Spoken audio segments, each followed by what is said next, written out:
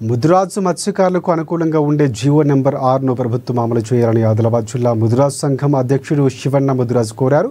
ప్రపంచ మత్స్యకార దినోత్సవాన్ని పురస్కరించుకొని గురువారం ఆయన ముదిరాజు సంఘ నాయకులతో కలిసి పట్టణంలోని ప్రెస్ క్లబ్లో మీడియాలో మాట్లాడారు. జలాలపై ఆధారపడి జీవించే ముదిరాజు మత్స్యకారులకు రాష్ట్రంలోని కొన్ని జిల్లాల్లో ఇబ్బందులు ఉన్నాయన్నారు.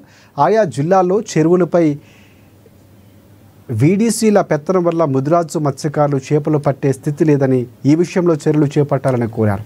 కోకాపేటలో నిర్వహించే ముదిరాజు నేతల సత్కార సభకు భారీ సంఖ్యలో ముదిరాజు మత్స్యకారులు హాజరు కావాలని పిలుపునిచ్చారు.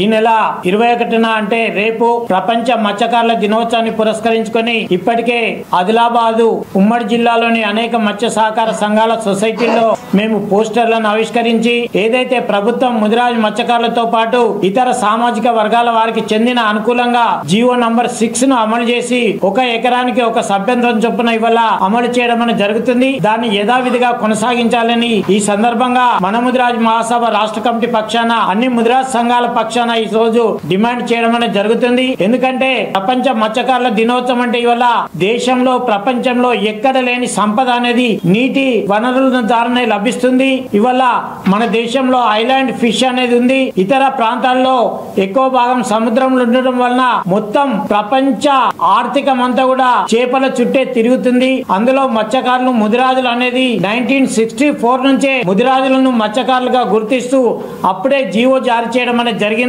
దీని ప్రకారం ఇవాళ రాష్ట్రంలో సుమారు 6,000 పైచిలుకు సంఘాలుంటే దాంట్లో 5,000 పైచిలుకు సంఘాలు ముదిరాజు మత్స్యకారులవే ఉన్నాయి. కాబట్టి ఈ సందర్భంగా మేము రాష్ట్ర ప్రభుత్వాన్ని ఒకే డిమాండ్ చేస్తున్నాము. రాష్ట్రంలో 33 జిల్లాలో సానుకూలంగా ఉన్నప్పటికీ ఒక 8 జిల్లాలో కొంచెం మాకు ఇబ్బందులు కల్పిస్తున్న పరిస్థితి ఉన్నాయి.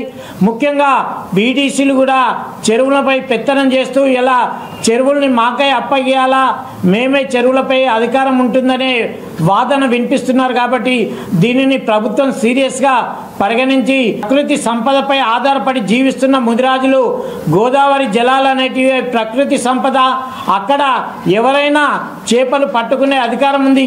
కొందరు సొసైటీలు ఉండి సొసైటీలో అక్కడ చేపలు పట్టుకుంటూ మళ్ళీ వాగులపై పెత్తనం చెలాయిస్తున్నారు. దీనికి అడ్డుకట్ట వేయాలని ప్రపంచ మత్స్యకారుల దినోత్సవం సందర్భంగా మేము డిమాండ్ చేస్తున్నాము.